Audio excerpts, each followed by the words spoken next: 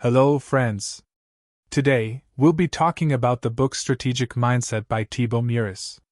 Meet Alex, a 32-year-old who has always felt a bit confused about his life. He works in a mid-sized company, and every month when his salary comes in, he can't help but wonder, what am I really doing with my life? A few years ago, Alex had big dreams, getting a great job, owning a home, and everything else that makes up the so-called perfect life. But now, his days are consumed by office work and weekends lost to binge-watching TV shows. One evening, while heading home on the metro, Alex had a moment of clarity. He thought, I need to change something in my life. He called his friend Aaron, who's always encouraging him to read and learn new things. Aaron suggested this book, Strategic Mindset, how to identify what really matters and create a plan that works. Alex immediately downloaded the book on his phone and promised himself that no matter what, he would finish it. That night, he made a pact with himself. The next morning, he set his alarm earlier than usual and started his day by reading the first chapter. The opening lesson was about the importance of long-term goals. At first, the topic felt a bit heavy for Alex. But as he read on, he realized that this could be the missing piece in his life. The book explained that without long-term goals, we get stuck making decisions based only on immediate needs.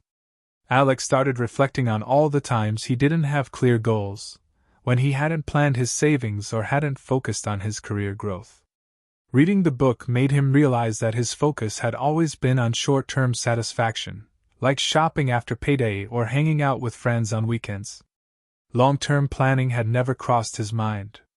The book gave him an analogy. Think of your life as a ship. Without a clear destination, the winds and currents will take you wherever they want. But with a clear goal, you can steer your ship accordingly. This hit Alex hard. He realized his life was like a ship adrift without direction. He asked himself, what's my ultimate goal? But the answer wasn't clear.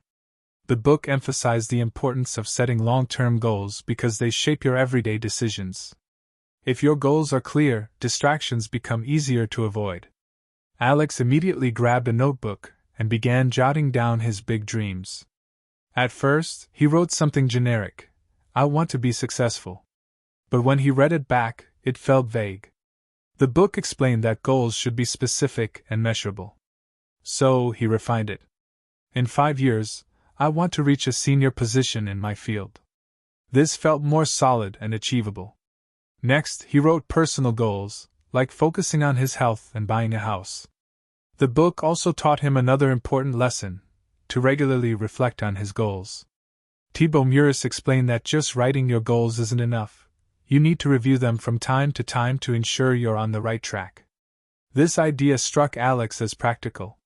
He set a weekly reminder on his phone, review your goals. He recalled a quote from the book, your goals should scare you a little and excite you a lot. That line inspired him. He thought, if my goals don't challenge me, maybe they aren't worth achieving. That day, on his way to work, Alex sat on the metro, thinking deeply about his goals. He decided he would dedicate time every day to working on them, no matter what. And so began Alex's journey to transforming his life. One small decision, one book, and a commitment to long-term goals made all the difference. So, what about you? What's your long-term goal? Let us know in the comments below, and don't forget to subscribe to ListenUp Audiobooks for more inspiring stories and life-changing books. Alex decided to dedicate at least 30 minutes every day toward his goals. Whether it was learning something new, developing a skill, or improving his health, he was determined. He even downloaded an app to track his daily progress. That day at work, Alex noticed something unusual. He felt like he was seeing his life through a new lens. He began paying more attention to his tasks, knowing they were part of his long-term strategy. He also observed his colleagues. Some worked just for their paycheck, while others were passionate about their career growth. That's when Alex realized which path he wanted to choose. In the evening, Alex returned home and started reading again. He only finished the first lesson of the book that day, but it changed his perspective completely. He realized that if he wanted to bring about a significant change in his life, he had to take small but consistent steps. Before going to bed, he reviewed his goals again and made a promise to himself. No matter how hard it got, he would do everything in his power to improve his life. The next morning, Alex woke up to his alarm and immediately picked up the book. He thought, just like yesterday, I'll learn something new today too. The first chapter had completely shifted his mindset, and now he was genuinely excited to bring focus and clarity into his life.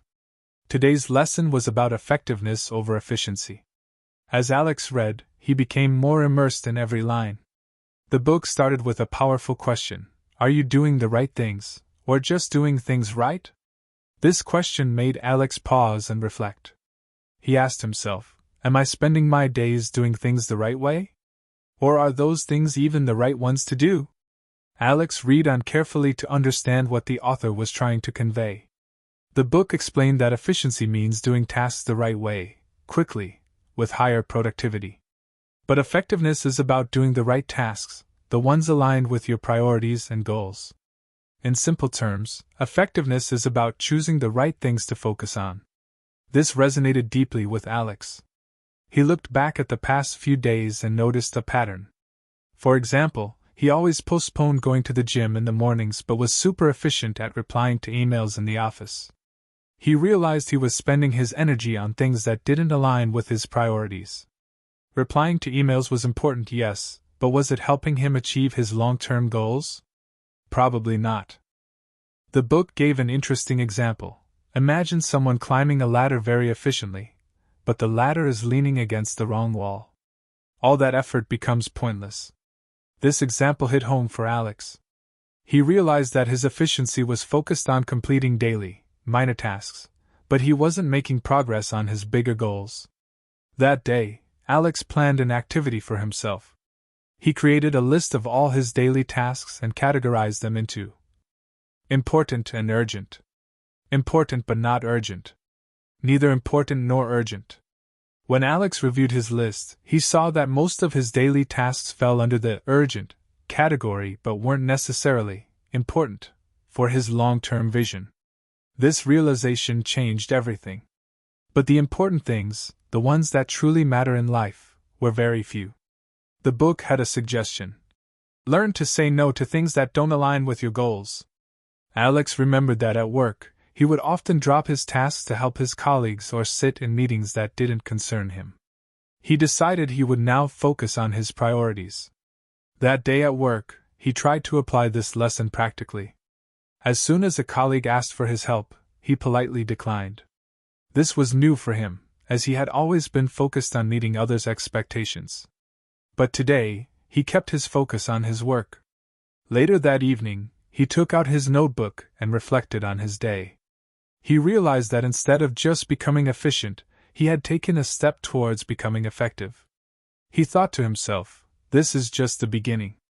He needed to get used to working according to his priorities and goals.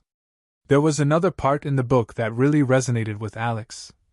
Business is not a badge of honor, it's often a sign of misplaced priorities.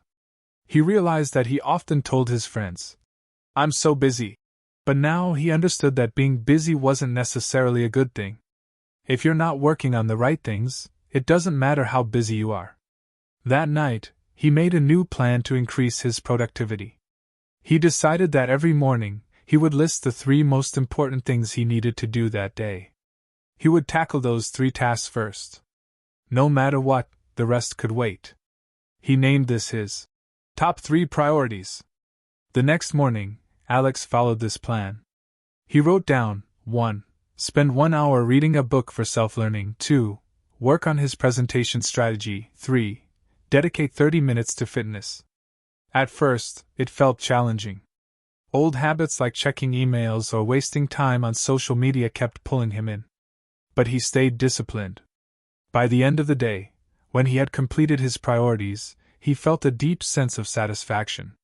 He realized he wasn't just getting work done, but he was doing the right work. There was another interesting concept in the book called the Pareto Principle, or the 80-20 rule. It said that 80% of your achievements come from just 20% of your efforts or activities. Alex decided to apply this principle to his life. He wrote down the 20% of tasks that would bring him 80% of his success. He realized that self-learning, networking, and focusing on his health were the key factors. Over the next few days, Alex noticed that his mindset was changing. Before doing anything, he started asking himself, "Is this important for my goals?" If the answer was no, he either ignored the task or postponed it. He also reduced his social media usage and began using that time for self-improvement. One day, his friend Arun came over and noticed the change in Alex. He asked, "How did you become so organized and focused?" Alex smiled and told him about the book, saying, "I've just learned that being busy isn't as important as doing the right things." Arun laughed and said, "Looks like you're really going to do something big in life now." Alex nodded and replied, "Absolutely. But this journey is just beginning. I still have a lot to learn." That night, Alex wrote in his journal, "Effectiveness is not about doing more, it's about doing what matters today. I feel like I'm finally on the right track." The next morning, when his alarm went off, Alex felt energized. He had realized that each lesson from the book was bringing him new clarity in life. Alex was feeling motivated today. He told himself, "Let's see what I can learn today." He quickly made his tea and opened his book. Today's lesson was on incremental growth. As soon as Alex began reading, a line caught his attention. Small, consistent steps may not seem like much at first, but over time, they lead to extraordinary results. Hearing this, Alex recalled his old habits. He would always set big goals, like losing 10 kilograms in a month or learning a new language in 3 months. But after a few days of working hard, he'd give up. The book explained that this happens because people set huge expectations and want quick results. But real change comes from small, consistent efforts. As he read, Alex remembered how, back in school, students who studied a little every day ended up top of the class, while he, the last-minute crammer, remained average. He realized that this lesson applied to every area of his life. He asked himself, "Am I overwhelming myself with big goals? Am I underestimating the power of small steps?" The answer was clear, yes. The book also introduced another powerful concept: the power of a 1% improvement. The author explained that if you improve just 1% every day in any skill or habit, by the end of the year, you'll be 37 times better at it. Hearing this, Alex realized he'd always thought in terms of big leaps, but true success lies in taking small steps. He thought about how to apply this to his own life. He grabbed his notebook and wrote down the areas he wanted to improve: fitness, career skills, and time management. But this time, he decided he wouldn't set unrealistic goals. Instead, he'd focus on small, actionable steps. For fitness, he planned to work out for just 15 minutes a day. He used to think he had to join a gym and work out for 2 hours, but now he understood that sustainable habits were more important. If I can work out for 15 minutes every day, I can gradually increase it to 30 minutes, he thought. For career skills, Alex planned to dedicate 20 minutes every day to self-learning. He had already started reading books, so now he wanted to make that more consistent. He also searched LinkedIn for free courses related to his career. For time management, he decided to try the Pomodoro technique: 25 minutes of focused work followed by a 5-minute break. He realized that his productivity often suffered because of distractions, and this technique could help him stay focused. That day at work, Alex decided to put his incremental growth theory into practice. He chose his most boring task, organizing an old report, and set a timer for 25 minutes. He focused solely on that task, and when the timer went off, he was amazed. The task he had been putting off for days was now half finished. Later that evening, Alex began his workout routine at home. He put on his headphones and worked out for 15 minutes while listening to his favorite songs. It wasn't a big achievement, but he felt satisfied that he had started. Today, 15 minutes. Tomorrow, 20. And slowly I'll build it up, he told himself. One more thing Alex read in the book stuck with him. Don't wait for motivation, focus on consistency. He realized that he often waited for inspiration to get started, but now he understood that motivation comes and goes. What truly matters is consistency.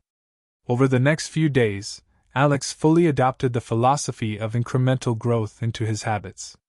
Every morning, he read 2 pages of a book. At the office, he used the Pomodoro technique, and in the evenings, he made sure to work on his fitness, no matter how small the effort. Slowly but surely, his life began to change. Alex had been working with Pomodoro sessions and dedicating 15 to 20 minutes in the evening to reflect on his progress.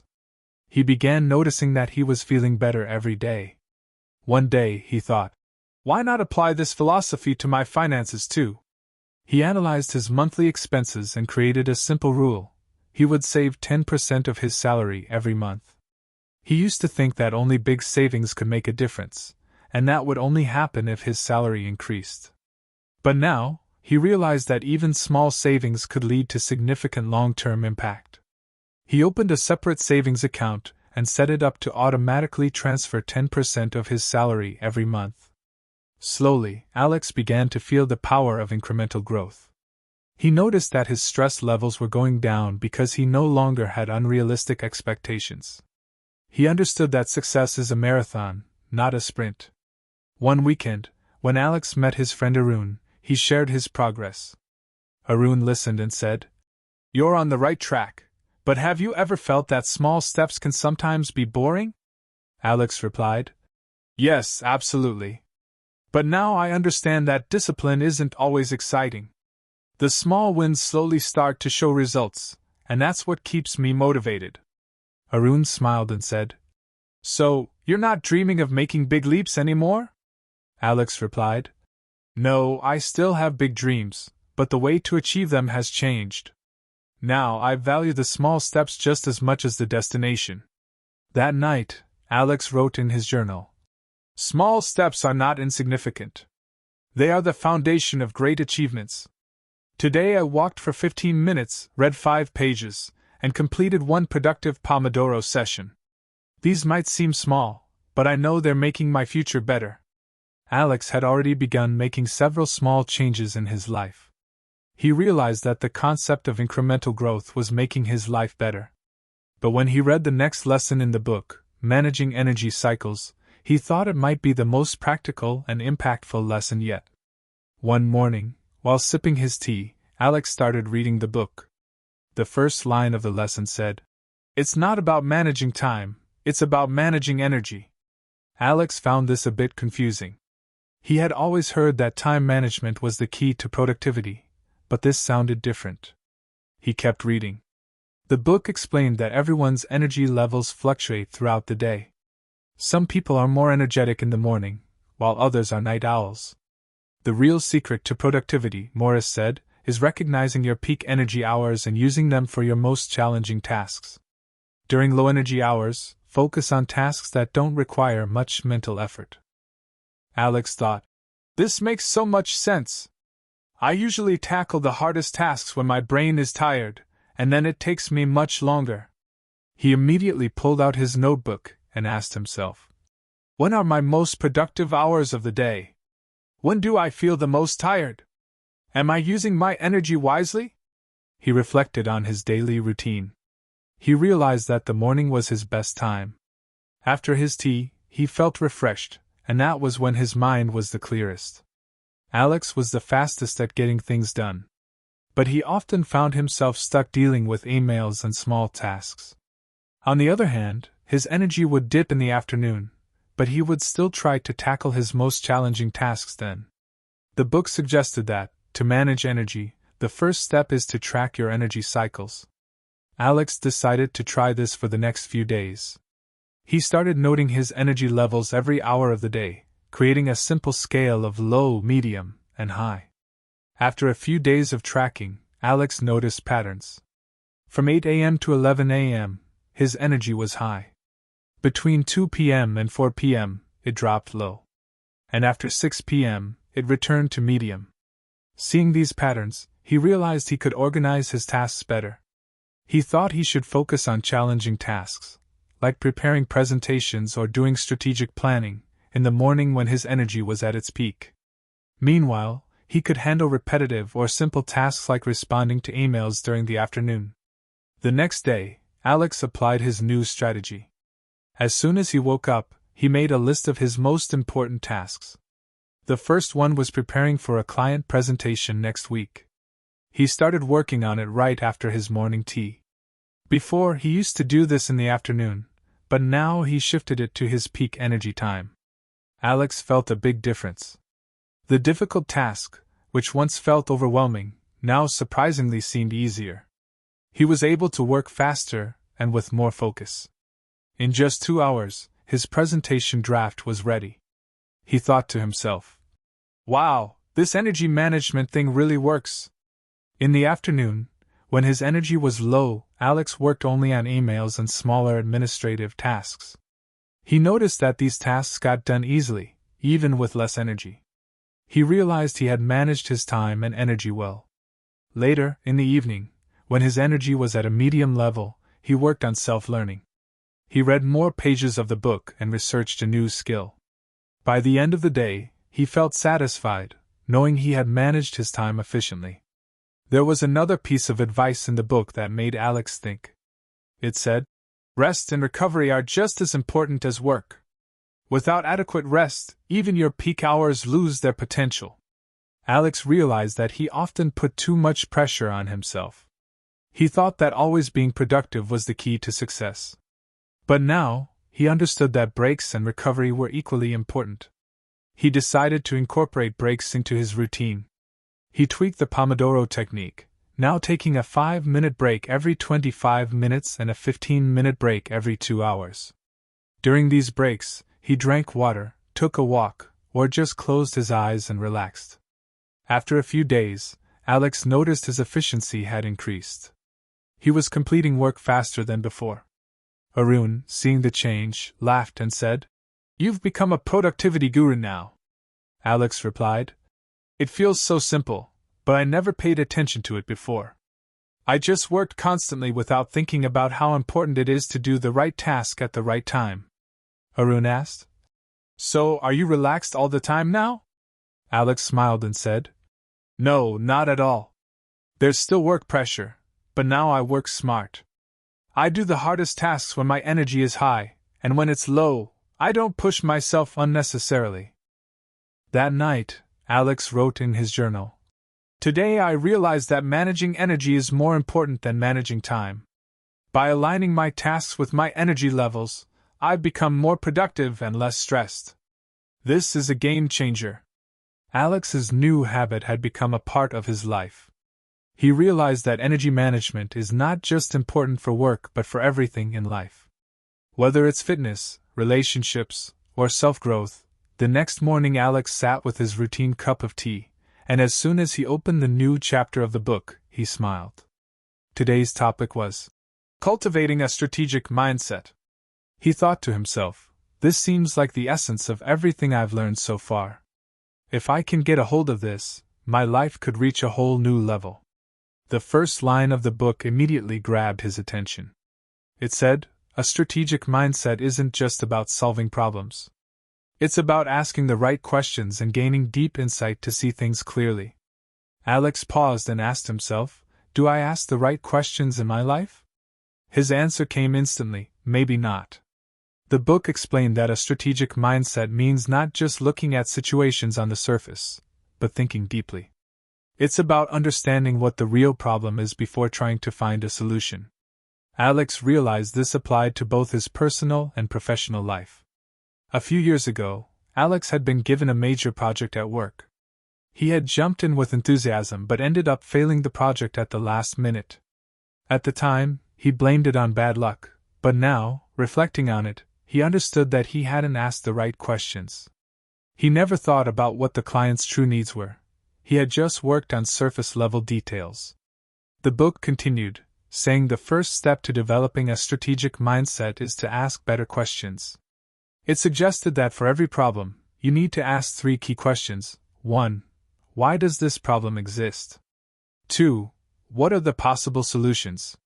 3. What's the most effective solution with the least effort? Alex quickly grabbed his notebook and started preparing for the meeting at work later that day. He reviewed the agenda and applied these 3 questions.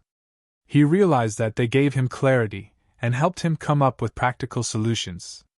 During the meeting, when his boss asked the team to solve a problem, Alex shared his insights, which were based on his strategic approach. His answer impressed everyone. His boss said, "Alex, your perspective is so clear and practical." Alex felt proud inside. He thought to himself, this is the power of asking the right questions. There was one more point in the book that made Alex stop and think. The author wrote, "A strategic mindset thrives on creativity and collective intelligence." Alex understood that thinking on his own wasn't enough. Leveraging others' opinions and skills could be a powerful strength too. He asked himself, have I been trying to find all the solutions on my own? The answer was yes, so he decided to adopt a new habit. He planned a brainstorming session for his team where everyone could share their thoughts. He realized that insights he hadn't even considered before might come from others' perspectives. The next week, when Alex started working on a project with his team, he noticed the value of having many different ideas. One junior member came up with an idea that was the most practical and cost-effective. Alex thought, if I had been working the way I used to, trying to make all the decisions myself, this brilliant idea might never have come to light. The author had also mentioned that creativity is a crucial part of a strategic mindset. Creativity isn't limited to art. It's the ability to look at problems from new angles and craft innovative solutions. Alex decided to implement this in his life by starting an exercise. He began thinking of at least 3 different solutions for each problem every day. At first, it was tough, but over time, he realized that his mind was becoming more flexible. One day, when Alex was stuck at work with a tight deadline, he decided to test his creativity. He stepped away from his usual approach and adopted a new, simplified method. The result? His work got done in half the time. He realized that creativity isn't just an art, it's also a smart way of tackling tasks. Alex read the part of the book where Meurisse had mentioned that each person has a unique perspective, and when these perspectives come together, extraordinary results can happen. Alex thought to himself, wow, this is the ultimate power of teamwork. He began applying this philosophy while working with his team. Now, before sharing his opinion in meetings, he made sure to listen to others first. He noticed that this gave him fresh insights and made his decision-making process much more informed. Alex realized that a strategic mindset isn't just essential for work, but also for personal life. He asked himself, 1. Am I clear about my goals? 2. Do I analyze my decisions the right way? 3. Am I using my creativity and others' intelligence in the best way possible? He realized that developing a strategic mindset is an ongoing process. It's not a skill that's learned once and for all, it's something you refine every day. That night, Alex wrote in his journal, "Today I learned that a strategic mindset is about clarity, creativity, and collaboration.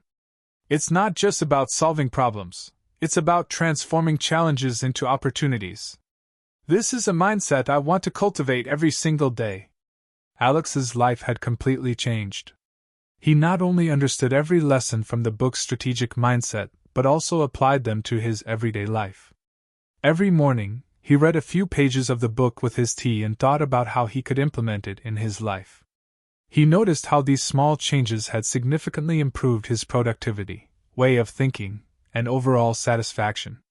Alex was no longer someone who just chased success. Now, at every step, he asked himself, is this step aligned with my long-term goals? He had learned to link every task of his day to his bigger purpose. Now, he worked according to his energy cycles, using his low-energy time for lighter tasks and saving his high-energy time for the toughest and most creative work. Alex's biggest win was that he applied a strategic mindset not only in his professional life but also in his personal life. He realized that this way of thinking was just as essential for his relationships, health, and personal growth as it was for his career. One day at work, Alex's team assigned him a complex project. Initially, it felt like a burden, but this time, he decided to approach it with a clear mindset analyzing every situation step by step. He asked the right questions and listened to every perspective. With creativity and collaboration, he came up with a solution that everyone found practical and effective. Not only was the project completed on time, but Alex also received a lot of praise from the client. During a meeting, his boss said, "Alex, the clarity and strategy in your work are truly commendable." Hearing this, Alex thought to himself that this change wasn't just due to his hard work, but because of the book he had read, which had completely shifted his way of thinking. In his personal life too, Alex's relationships had improved. He now viewed every problem as a challenge and tackled it with creative solutions. He started having more meaningful conversations with his friends and family, and he gained clarity about his priorities. That night, as he turned the last page of the book, Alex realized that this wasn't just a book, it had become a guide for him. He closed the book, wrote in his notebook, "This is the end, and yet it's the beginning of a new way of living. Strategic thinking is not just a skill, it's a lifestyle. Thank you, Meurisse, for showing me how to live better, work smarter, and dream bigger." Alex promised himself that he would always carry this mindset with him. Instead of putting the book away in a drawer, he placed it on his desk so that whenever he needed clarity, he could open it and read it again. That night, before going to sleep, Alex smiled. He realized he had become the person who wasn't just surviving in life but thriving, and that was the true victory. So friends, that was today's book summary. Let me know what you thought in the comments, and thank you for listening to the summary until the end.